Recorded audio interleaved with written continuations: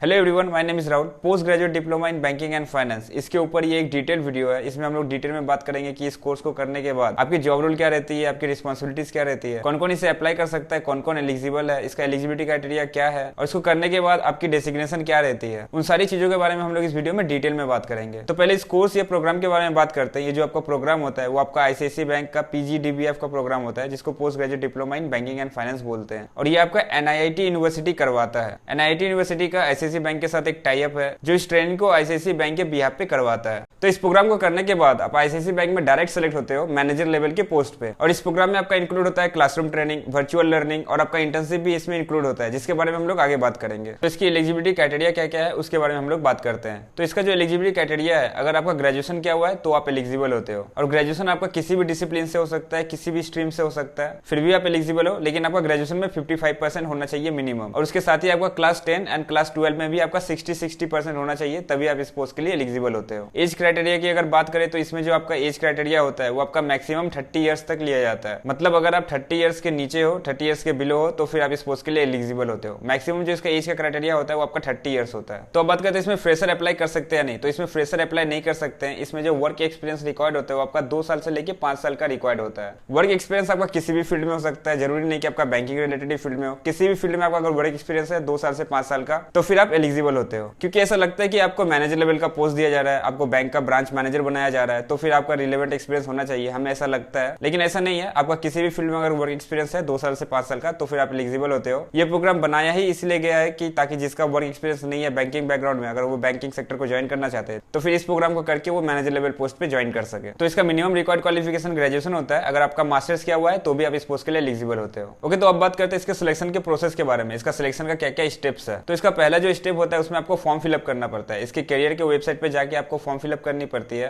आपको खुद को रजिस्टर करना होता है, आपको बेसिक डिटेल्स फिल करनी होती है, रिक्वायर्ड डॉक्यूमेंट्स आपको अपलोड करने होते हैं। और ये फॉर्म फिलअप आप आईसीआईसीआई बैंक के करियर वेबसाइट से भी कर सकते हो या फिर आप एनआईटी यूनिवर्सिटी के ऑफिशियल वेबसाइट से भी कर सकते हो। तो फॉर्म फिलअप करने के बाद आपका स्टेप 2 आता है जिसमें आपका टेस्ट होता है। एप्लीकेशन फॉर्म को फिल करने के बाद अगर आप शॉर्टलिस्टेड होते हो, अगर आपकी एंट्री क्राइटेरिया सब कुछ आपका मीट करता है, तो फिर आपको शॉर्टलिस्ट किया जाता है। उसके बाद आपका स्टेप 2 आता है जिसमें आपको एप्टीट्यूड टेस्ट देना पड़ता है। और ये एप्टीट्यूड टेस्ट आपका ऑनलाइन होता है, इसे आप घर पे बैठ के भी दे सकते हो। और इस टेस्ट में आपको क्या क्या क्वेश्चन आते हैं या फिर आपका क्या सिलेबस होता है। तो इसमें आपका वर्बल एबिलिटी रहता है, आपका न्यूमेरिकल एबिलिटी रहता है, आपका रीजनिंग एबिलिटी रहता है। और इस टेस्ट को कंप्लीट करने के लिए आपको 90 मिनट्स का आपको टाइम दिया जाता है। और अगर आप इस टेस्ट को क्लियर करते हो, अगर आप इस टेस्ट में क्वालिफाई करते हो, तो फिर आपका इसका तीसरा स्टेप आता है जो कि आपका पर्सनल इंटरव्यू होता है। पहले इसमें आपका जीडी भी होता था, मतलब कि इसमें पहले आपका ग्रुप डिस्कशन भी होता था, लेकिन अभी ग्रुप डिस्कशन को हटा दिया गया। इसमें सिर्फ आपका पर्सनल इंटरव्यू होता है। ओके, तो अब बात करते हैं कि पर्सनल इंटरव्यू को क्लियर करने के बाद आपका ट्रेनिंग का क्या क्या प्रोसेस होता है, आपका ट्रेनिंग के क्या क्या स्टेप्स होते हैं, या फिर आपको ट्रेनिंग कैसे प्रोवाइड की जाती है। तो ये टोटल जो आपका प्रोग्राम होता है या फिर आपका जो ये कोर्स होता है, इसका ड्यूरेशन आपका 1 साल का होता है। 12 मंथ्स का ये प्रोग्राम होता है, जो कि आपका 4 टर्म्स में डिवाइडेड होता है, जिसमें आपका टर्म 1 एंड टर्म 2 दोनों को कंबाइन करके ये 6 महीने का होता है, 6 मंथ्स का होता है। और ये आपका क्लासरूम में ट्रेनिंग होता है, मतलब कि एनआईटी यूनिवर्सिटी जहां रहेगा वहां पे आपका ये क्लासरूम में ट्रेनिंग होगा। आपको वहां जाके ये ट्रेनिंग को करनी पड़ेगी। और एनआईटी यूनिवर्सिटी कहाँ है, तो ये आपका जयपुर में भी है, ये आपका वेस्ट बंगाल में भी है। तो जब आपका ट्रेनिंग होगा तो आपको एड्रेस मेंशन कर दिया जाएगा, आपको वहीं जाके ये ट्रेनिंग को करनी पड़ेगी। तो इस 6 महीने की क्लासरूम ट्रेनिंग में आपको क्या क्या बताया जाएगा। तो इसमें आपको नॉलेज दिया जाएगा बैंकिंग के प्रोडक्ट्स एंड सर्विसेज के बारे में, कंपनी के हिस्ट्री के बारे में। इसमें आपका इंप्रूव किया जाएगा knowledge and skills in general management, core banking, core finance and economic and specialized course in banking भी आपको प्रोवाइड की जाएगी। और ये पूरे 6 महीने आपका क्लासरूम ट्रेनिंग ही चलेगा, आपको क्लासरूम में ही आपको ट्रेनिंग प्रोवाइड की जाएगी। और इस 6 महीने की क्लासरूम ट्रेनिंग के दौरान आपको सैलरी भी प्रोवाइड की जाएगी, जिसको स्टिपेंड बोला जाता है। और ये आपको 10,000 पर मंथ आपको प्रोवाइड की जाएगी, जो कि आपका 6 महीने के लिए आपका 60,000 रुपीज होता है। ओके, तो 6 महीने की इस क्लासरूम ट्रेनिंग को करने के बाद आपका टर्म 3 एंड टर्म 4 आता है, जो कि कंबाइन करके आपका फिर से 6 महीने का होता है, जो कि आपका इंटर्नशिप पीरियड होता है। और इसमें कोई क्लासरूम में ट्रेनिंग नहीं होता है, इसमें आप आईसीआईसीआई बैंक के ब्रांच में जाके सीखते हो। हाँ, लेकिन आपका इस इंटर्नशिप पीरियड के दौरान भी आपको ऑनलाइन क्लासेस अटेंड करने पड़ेंगे, आपका ऑनलाइन ट्रेनिंग भी रहेगा, जिसमें आपको वर्चुअल लर्निंग भी प्रोवाइड की जाएगी।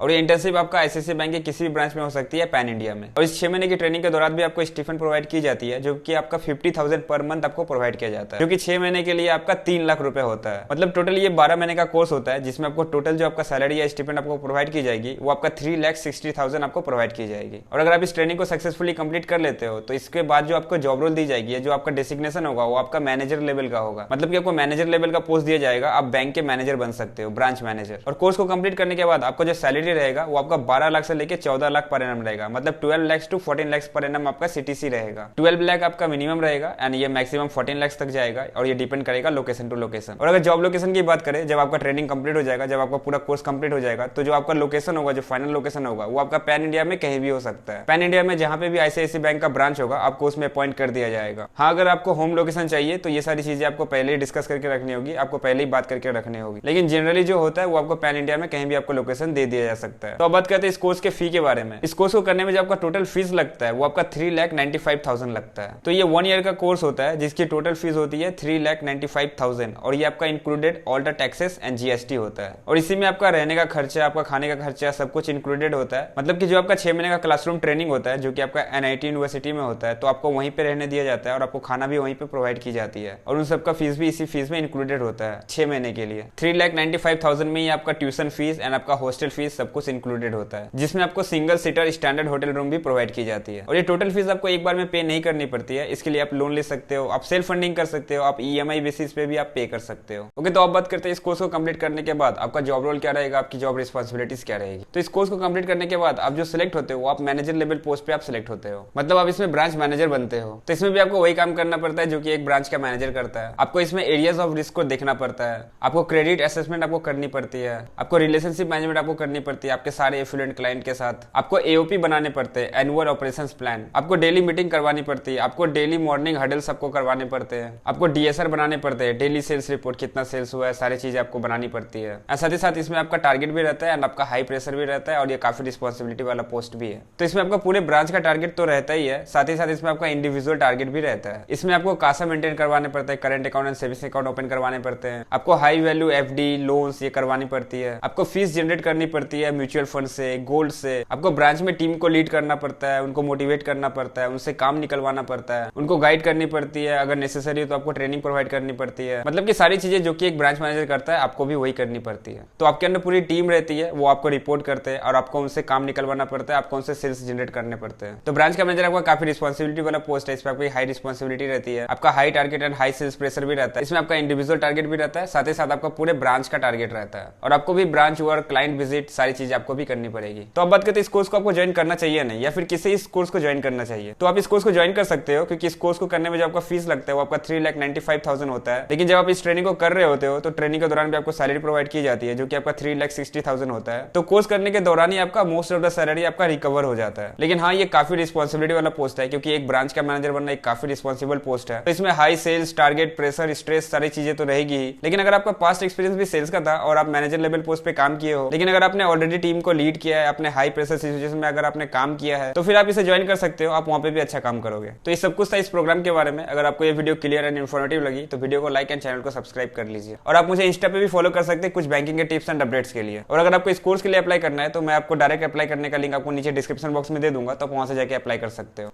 Thank you so much for watching till the end. I wish you all the very best. Till then take care, bye bye, जय हिंद।